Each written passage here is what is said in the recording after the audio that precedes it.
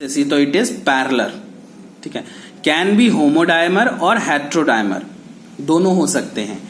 Eight pH 7 positively charge condition होता है इस पे। ठीक है, न्यूट्रल pH पे अगर हम देखें तो पॉजिटिवली चार्ज कंडीशन, और होना भी चाहिए। नेगेटिवली चार्ज होगा तो ये फंक्शन ही नहीं कर पाएगा, डीएनए के साथ बाइंड ही नहीं कर पाएगा।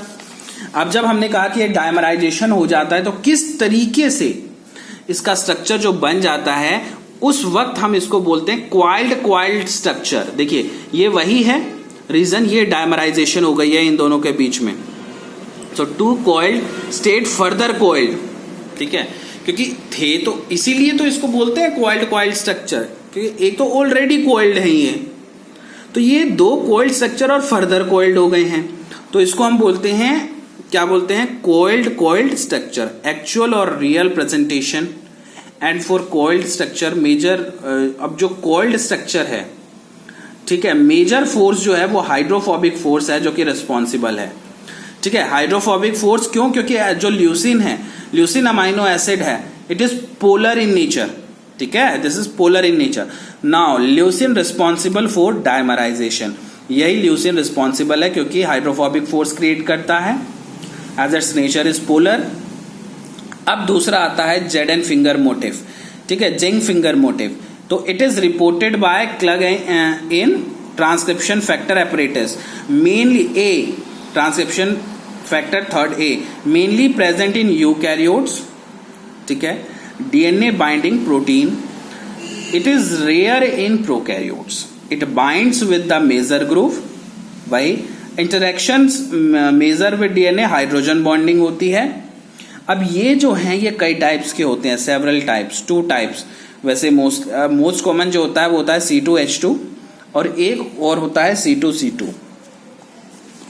ठीक है, अब हम देखेंगे कि ये C2H2 कैसा होता है। C2H2 made up of 30 amino acid residues. ठीक है, प्रेजेंट इन रिपीट्स। आप ये देखिए किस तरीके से एन टर्मिनल, सी टर्मिनल, यहां आप देखिए सिस्टीन, ये फिंगर लाइक जिंग फिंगर मोटिव देख रहे हैं, और हिस्टिडीन और बीच में जिंग। ठीक है, तो इसीलिए बोलते हैं फिंगर लाइक अपीयरेंस है इसका, और सिस्टीन 2 हैं, हिस्टिडीन 2 हैं, तो इसलिए हम ये एक सिंगल है, ये एक सिंगल स्ट्रक्चर है जिसको हम बोलते हैं C2H2 जेडन फिंगर। अब जेडन is coordinated with 2 cysteine and 2 histidine, है ना, वही हमने बोला। देखिए अगर इसका स्ट्रक्चर इस तरीके से होगा तो ये काम नहीं करेगा। मान लो पहले हिस्टिडीन है, सिस्टीन है, नो जेडन finger motif because there should be gap between cysteine and cysteine और सिस्टीन में गैप होना चाहिए। अगर ये ऐसे हो, इस तरीके से भी हो सकता है, हिस्टिडीन या सिस्टीन या हिस्टिडीन, ये नॉट पॉसिबल, ये नहीं होगा। ठीक है, तो इस तरीके से आप देखिए दूसरा जो बनता है वो ये किस तरीके से काम करते हैं, ये देखिए। ठीक है, हिस्टिडीन जेडन, और ये सिस्टीन, और ये पूरा का पूरा एन टर्मिनल। क्या है ये? बीटा प्लेटेड, एंटी पैरेलल और राइट हैंडेड अल्फा हेलिक्स बोलते हैं इसको, इस रीजन को राइट हैंडेड अल्फा हेलिक्स बोलते हैं। ठीक है, तो इस तरीके से जो है कि ये कैसे काम करता है। अब देखिए इसका जो बेसिकली स्ट्रक्चर होता है वो ऐसे होता है, वो हमने एक बताया था, एक C2H2, दूसरा C2H2, third C2H2, so there is a repetitive condition होती है। ठीक है, अब उसी तरह अगर हम देखें C2C2 जेडन फिंगर मोटिव, ठीक है, 70 अमाइनो एसिड रेजिड्यूज लॉन्ग, और एग्जांपल है sp1 या GAL4। ठीक है, C2H2 जेडन फिंगर मोटिव है ये, जो sp1 और GAL4 नहीं है, C2H2 जेडन फिंगर मोटिव है। ये जब हमने एक्टिवेटिंग डोमेन जब बताया था, एक्टिवेटर्स, वहां भी बताया हुआ है। जो C2C2 है वो किस तरीके से, सिस्टीन फिर फिंगर, वही सेम सिस्टीन फिर सिस्टीन और बीच में जिंक होगा, तो वही। बट इसमें आप ये देखिए ये 2 को हम बोलते हैं single C2C2 Jadon finger motif. ठीक है, और वही सेम होता है, रिपीटेटिव कंडीशन होता है, उसी तरीके से ये काम करते हैं। अब देखिए कि ये फंक्शन करते कैसे हैं। आप ये देखिए कि किस तरीके से ये हमारा डीएनए सीक्वेंस है, ये H1 रिस्पॉन्स हार्मोन एलिमेंट है। ठीक है, अब ये पूरा जो है ये पूरा बताया गया है न्यूक्लियस के अंदर कि किस तरीके से जो है ये थायराइड हार्मोन है, ठीक है, तो किस तरीके से आकर के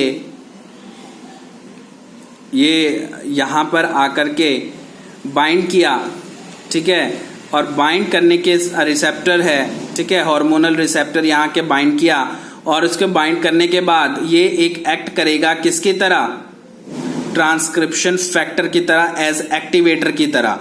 और इसने क्या किया, फिर जाकर के H1 रिस्पॉन्स हार्मोन एलिमेंट है वहां जाकर के बाइंड कर गया और ये बाइंडिंग किसके थ्रू होगी, वही वाया एक्टिवेशन डोमेन के थ्रू होगी। यहाँ हमारा ट्रांसक्रिप्शन इनिशिएशन साइट है जो कि स्टार्ट हो रहा है, बेसल ट्रांसक्रिप्शन एपरेटस है। तो इसमें और जब ये बाइंड कर जाएगा तो क्या हो जाएगा, हार्मोन रिस्पॉन्स जीन का ट्रांसक्रिप्शन होना शुरू हो जाएगा। It contain C2 zinc finger motif, ये बताया एग्जाम्पल उसका, DNA binding domain and activation domain both, ठीक है।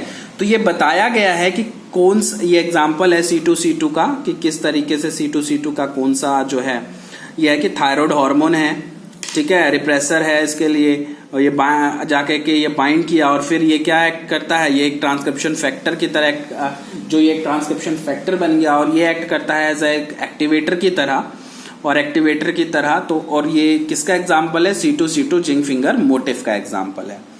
अब आता है एक दूसरा, वो होता है helix, loop helix, responsible for DNA binding and dimerization. Dimers can be homodimer and heterodimer, ठीक है, होमोडाइमर भी हो सकता है और हेट्रोडाइमर भी हो सकता है।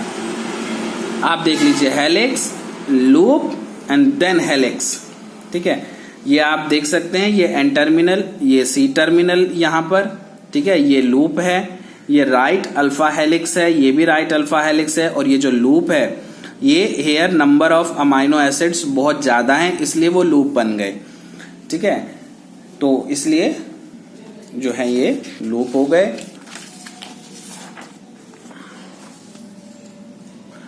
अब जो है इसका जो अगर हम स्ट्रक्चर देखें तो वो किस तरीके से काम करते हैं, ये जो है इसका, ठीक है, डीएनए बाइंडिंग डोमेन है, ये दो लूप हैं, ये फर्दर वो क्वाइल्ड रीजन है, डायमराइजेशन हो गई, और very similar to leucine zipper motif जो है ये काम करता है। तो ये सारे जो थे जो मैंने अभी बताए हैं ये सारे आपके ट्रांसक्रिप्शन फैक्टर्स हैं जो हमने अभी डिस्कस किए कि जनरल ट्रांसक्रिप्शन फैक्टर्स क्या होते हैं और बेसिक ट्रांसक्रिप्शन फैक्टर्स क्या होते हैं। क्योंकि ट्रांसक्रिप्शन फैक्टर्स को डिटेल में पढ़ना था तो ये मैंने आपको बता दिया है कि what are the transcription factors. तो अब जो हम स्टार्ट करेंगे नेक्स्ट क्लास, तो हम उसमें प्रोसेस देखेंगे कि किस तरीके से, कल जो हम पढ़ेंगे वो हम ये देखेंगे कि किस तरीके से ट्रांसक्रिप्शन का इनिशिएशन होता है, फर्दर इलोंगेशन कैसे होता है और फिर उसका टर्मिनेशन कैसे होता है। ठीक है, thank you and have a nice